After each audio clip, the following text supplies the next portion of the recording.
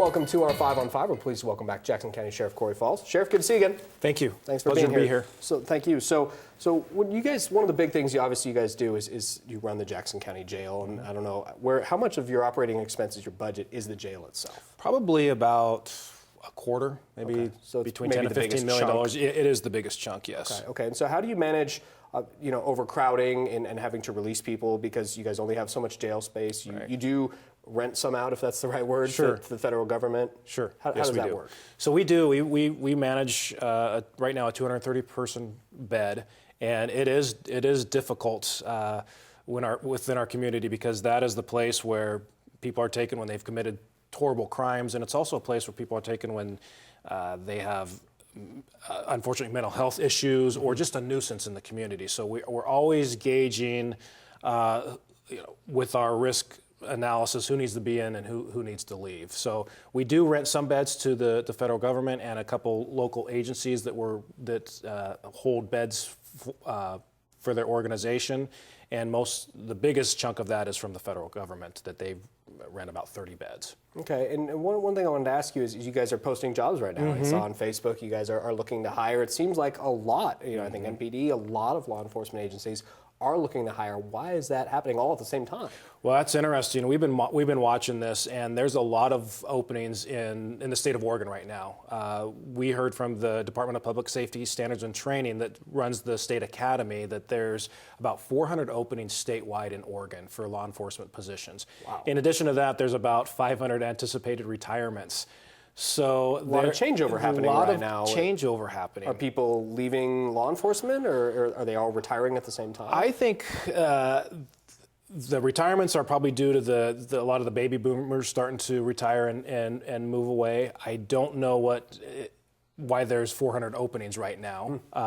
But what's difficult for us is that means we're competing with all agencies across Oregon for the same people. Mm-hmm. So that makes it difficult in a profession where it takes anywhere from 9 to 15 months to get somebody fully trained and working. When you're competing with other agencies and it's taken that long, it's tough to fill positions. Wow, that's a lot of training. That Yes. makes a lot of sense. Okay, very good. We're going to take a quick break. Okay. Have much more in a moment. Stay with us. Welcome back to our 5 on 5. Again, we're here with Jackson County Sheriff Corey Falls. So, Sheriff, you were talking about hundreds of job openings right now in the state and law enforcement. You guys are trying to hire. Why do you think, is it easy to fill these positions, or are people not interested? What's happening? It's been difficult to fill these positions, and I don't know. I account it to maybe a couple of things. There's been some negative incidents in law enforcement over the last couple of years.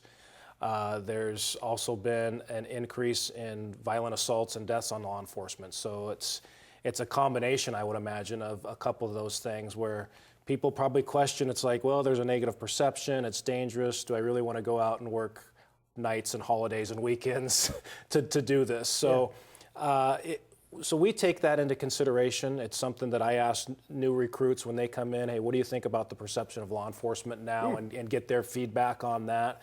So it's something that we talk about and are constantly discussing when we're thinking about new recruits. Mm-hmm. And something you've, as we've talked about this before, something you've welcomed is the idea of body cameras. It's something you, Medford PD, Ashland are all looking into getting.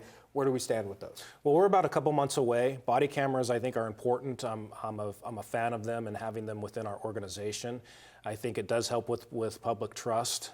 We have had a great working relationship with the City of Medford and the City of Ashland to bring these on, and we will have them implemented and a consistent policy with those other agencies as to when they're coming on and when they're not. And I think that will help us do our job over the next year. Mm-hmm. And if I'm remembering correctly, you guys are all buying them together. Yes. And storage is something each agency has to figure out. I don't know if you can work together on that, because we're talking hours and hours.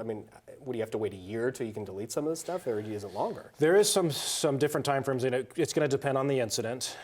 We do thank the City of Medford for buying at least the hardware for us, but the big cost behind the scenes is the storage. And there's going to be there's some incidents we'll probably keep for much longer than others, and and we'll pay for that, with the storage. And then we're sensitive to public records requests and people asking for that information, and we'll have to certainly get out the information of, how long we keep certain data so people know. Yeah. Okay. Very good. Well, it's good to see you. Thank you so much for being here. Appreciate it. Thank you. Stay with us. We'll be right back.